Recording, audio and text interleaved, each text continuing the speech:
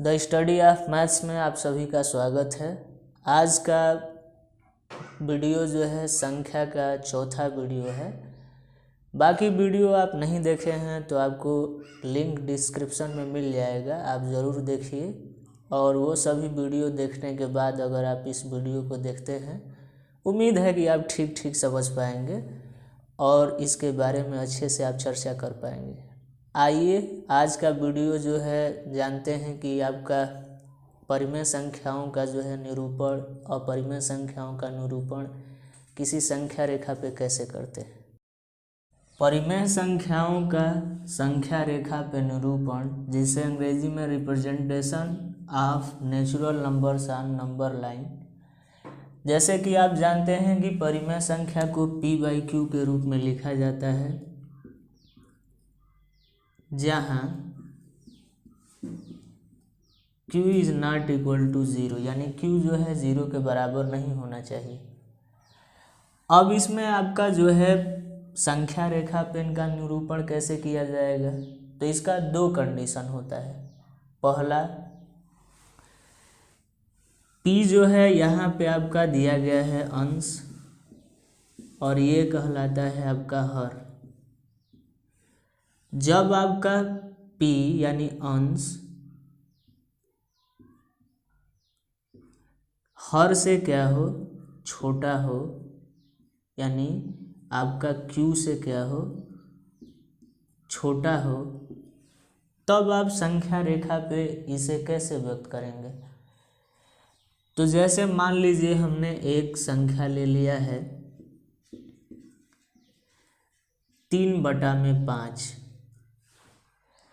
तो 3/5 को हमको संख्या रेखा पे व्यक्त करना है। तो संख्या रेखा पे व्यक्त करने के लिए आप देख रहे हैं कि जब 5 से 3 में भाग देंगे तो आपका 0 क्या आएगा, 6 आएगा। यानी आपका 0.6 जो है 1 से कम है, 0 से अधिक है। तो नंबर लाइन पे आपका इसका व्यक्त करने का जो तरीका होगा वो 0 से अधिक होगा और 1 से कम होगा। कैसे इसे व्यक्त करेंगे नंबर लाइन पे, तो देखिए। जैसे मान लीजिए हमने यहाँ पे जो है सबसे पहले एक रेखा खींचा, यहाँ पे हमने क्या लिख लिया 0, फिर यहाँ पे हमने लिखा 1, फिर यहाँ लिखा 2। आपको पता है कि नंबर लाइन जो है अनंत तक होता है। फिर इधर आपका बाएं तरफ माइनस होता है, तो आप यहाँ माइनस इन्फिनेटिव लिख सकते हैं, यहाँ आपका प्लस इन्फिनेटिव या केवल इन्फिनेटिव रख सकते हैं। जैसे कि आपका 3/5 दिया गया है, तो जब भी आपको यहाँ 3/5 दिया रहे या कोई भी दूसरी संख्या दिया रहे, तो उसमें आपको देखना है कि हर कितना दिया है। तो हम देख रहे हैं कि हर 5 दिया गया है। तो जब आपका हर 5 दिया है तो हर के बराबर ही आपको यहाँ 0 और 1 के बीच उतनी लाइनें खींचनी है जितना हर है। तो आप यहाँ 0 और 1 के बीच कितनी लाइनें खींचेंगे, 5। यहाँ पे जैसे कि हम खींच रहे हैं 1 2 3 4, और ये लाइन आपका क्या होगा, 5। एक बात ये भी ध्यान में रखना है कि जब आपने यहाँ पे लाइन खींचा तो इस वाले लाइन का काउंट नहीं किया जाएगा, गिनती नहीं किया जाएगा। जैसे फिर हमको अगला खींचना लाइन होगा तो क्या कैसे खींचेंगे, 1 2 3 4 और ये 5। ये वाला लाइन गिनती में अगले पद वाले में नहीं होगा, यानी गिनती यहाँ से होगा 1 2 3 4 5। फिर आगे वाला में जाएंगे तो इसको अब आगे वाला में नहीं गिनना है, ये गिनना है 1 2 3 4 5। अब देखना है इसमें ये कि आपका अंश कितना है, 3। तो आप यहाँ गिनिए 1 2 3, और 3 पे यहाँ जाकर आप ऐसे लाइन जो है लंबी कर देंगे, और लंबी लाइन करके यहाँ पे आप चाहें तो p लिख सकते हैं, p माने पॉइंट, और इसके ही नीचे चाहें तो आप लिख सकते हैं क्या, 3/5। यही आपका नंबर लाइन पे यानी संख्या रेखा पे 3/5 को व्यक्त करने का तरीका रहेगा। तो आप यहाँ देखें कि जब आपका अंश जो है हर से छोटा हो तब आपको यह संख्या रेखा पे व्यक्त करने का तरीका ऐसा रहेगा। अब हम जानते हैं कि जब हर जो है छोटा हो जाए अंश से तब कैसे संख्या रेखा पे व्यक्त करेंगे, तो आइए आगे जानते हैं। p जो है आपका अंश है और जब ये अंश जो है हर से बड़ा हो जाए तब आप इसे कैसे व्यक्त करेंगे। देखिए, जैसे मान लीजिए कि हमने एक संख्या ले लिया है 8 में मान लीजिए कि 5 है, 8/5 हमने ले लिया है। तो हम देख रहे हैं कि अंश हमारा जो है हर से बड़ा है। तो जब हमारा अंश हर से बड़ा हो तो इसे मिश्रित भिन्न में हम बदल लेंगे। मिश्रित भिन्न का मतलब क्या होता है, तो देखिए जैसे यहाँ दिया गया है आपका 8, इसमें 5 से भाग देंगे तो ये एक बार जाएगा। एक बार जाने के बाद आपका यहाँ 5 लिखेंगे, आपका ये 3 हो जाएगा। तो इस बात को हम ऐसे लिखेंगे 1 सही 3/5। 8/5 को 1 सही 3/5 के रूप में लिखना ही क्या कहलाता है, मिश्रित भिन्न कहलाता है। यहाँ पे हम भागफल को जो है जो दिया गया है इसके सामने लिखेंगे, भाजक इसके नीचे रहेगा और आपका शेषफल जो रहेगा ऊपर रहेगा। तो ऐसे रूप के जो भी आपका परिमेय संख्या होगा ये मिश्रित भिन्न कहलाता है। यानी हम इस बात को ऐसे भी लिख सकते हैं कि 1 + 3 में क्या हो जाएगा, 5 हो जाएगा। अब हम जानते हैं कि ये 3/5 पीछे भाग दिए थे तो कितना हुआ था, 0.6। तो आप यहाँ 0.6 होगा और ये +1 है। तो जब जब जोड़ेंगे 0.6 में, यहाँ पे 1 + 0.6 करेंगे तो आपका 1.6 आएगा जो 1 से बड़ा है। और ध्यान देना है आपका हर कितना है, 5। तो अब यहाँ पे हम इस बात पे इसमें ध्यान देते हैं मुख्य रूप से। तो आप ये संख्या रेखा ऐसे खींचेंगे एक लाइन, इसके बीच में आप क्या लेंगे, मूल बिंदु 0।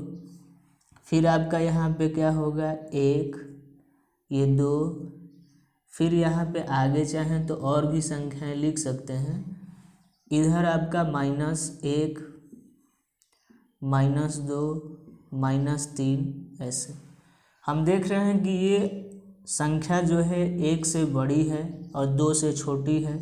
तो 1 और 2 के बीच हर के बराबर 5 के बराबर हम यहाँ लाइन खींचेंगे और इसका अंश कितना है, 3। तो वहाँ 3 पे जाके हम क्या करेंगे, पॉइंट लगाकर P लिखकर उसके नीचे हम 8/5 लिख लेंगे। आप चाहें तो देखिए यहीं खींच सकते हैं, यहाँ 1, 2, 3, 4, 5। फिर इसके बाद जो आप लाइन खींचेंगे वो क्या हो जाएगा, 1, 2, 3, 4, 5। लेकिन हमको कहाँ तक जाना है, केवल 1 और 2 के बीच यानी जो 3 जो लाइन है उसको गिनना है। तो 1, 2, 3, 4, 5। फिर आपको कहाँ चले जाना है, 6, 7, 8, क्योंकि अंश आपका क्या है 8। या चाहें तो आप 1 और 2 के बीच जो दिया गया है 3 गिन लीजिए, 1, 2, 3। और यहाँ आकर इस लाइन को जो है आप लंबा कर लीजिए। यहाँ चाहें तो P लिख सकते हैं और इसके नीचे क्या लिख लेंगे, 8/5। तो ये जो है हमारा परिमेय संख्या दर्शाने का जो है तरीका रहा है किसी संख्या रेखा पे। अब प्रश्न ये उठता है कि ये तो आपका धनात्मक संख्याएं हैं, ऋणात्मक संख्या कैसे दर्शाया जाएगा। तो ठीक इसी तरह से जैसे कि आपने धनात्मक संख्या दर्शाया है उसी तरह से ऋणात्मक संख्या भी दर्शाया जाएगा। जैसे आप प्रश्नावली पे अब जब प्रश्न किया जाएगा तो मैं उसको भी बताऊंगा कि जैसे आपने धनात्मक संख्या को व्यक्त किया है उसी तरह से ऋणात्मक संख्या को भी व्यक्त किया जाता है। अब हम बता रहे हैं कि अपरिमेय संख्या को संख्या रेखा पे कैसे व्यक्त करते हैं। तो आपको पता है कि अपरिमेय संख्या किसे कहते हैं।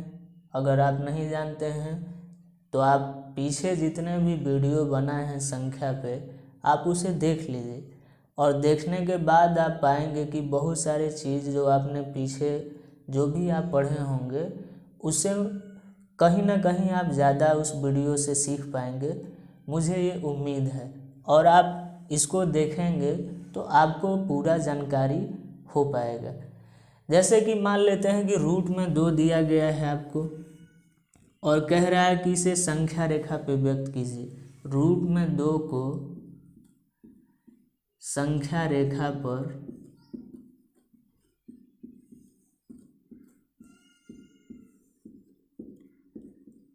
व्यक्त कीजिए।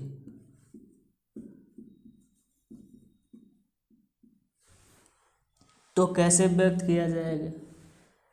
तो सर्वप्रथम आपको क्या करना है, एक संख्या रेखा खींचना है और संख्या रेखा खींचकर आपको सबसे पहले यहाँ पता है कि 0 लिखेंगे और 0 के पास चाहें तो आप यहीं पे a लिख लीजिए। फिर यहाँ पे आप क्या लिख लीजिए, 1, यहाँ 2, फिर आगे ऐसे चाहें तो बढ़ा सकते हैं 3।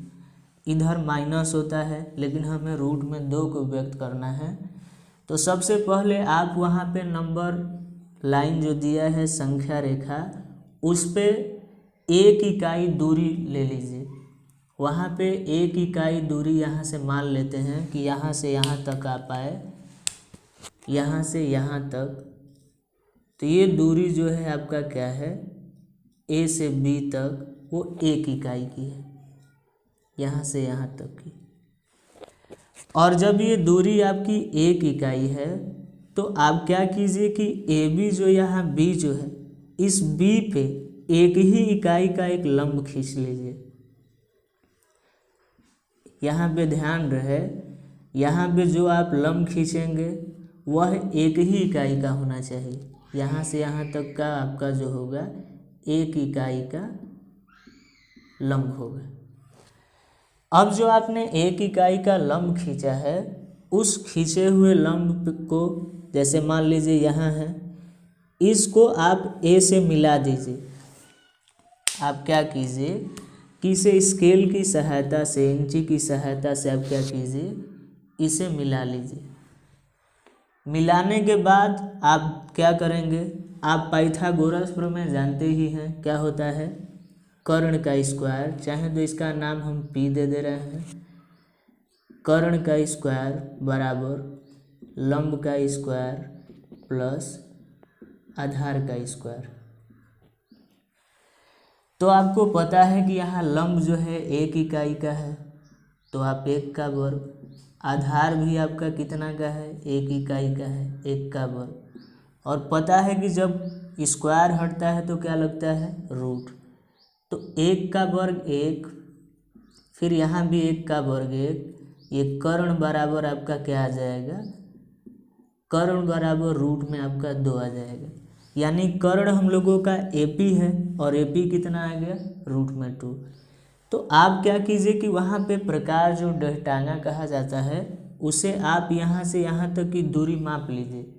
और मापने के बाद क्या कीजिए कि आप इसी नाप का, यहाँ प्रकार की नोक को A पे रख के इसी नाप का एक चाप लगाइए। जो चाप लगाएंगे तो देखेंगे कि इसे जो है 1 और 2 के बीच में यह चाप जो है इस नंबर लाइन को यहाँ काट रहा होगा, जिसका नाम हम M दे रहे हैं। तो आपका यहाँ A से M की जो दूरी होगी, यहाँ से AM की, यानी जितना आपका AP होगा उतना ही आपका AM होगा। और AP और AM किसके बराबर होंगे, रूट में 2 के। यही हम लोगों का संख्या रेखा पे अपरिमेय संख्या को दर्शाने के तरीके रहेंगे। और भी जो है रूट में जो मान दिए होते हैं उनका संख्या रेखा पे कैसे निरूपित किया जाएगा, आगे के वीडियो जब प्रश्नावली वाले बनेंगे उसमें हम विस्तार से चर्चा करेंगे।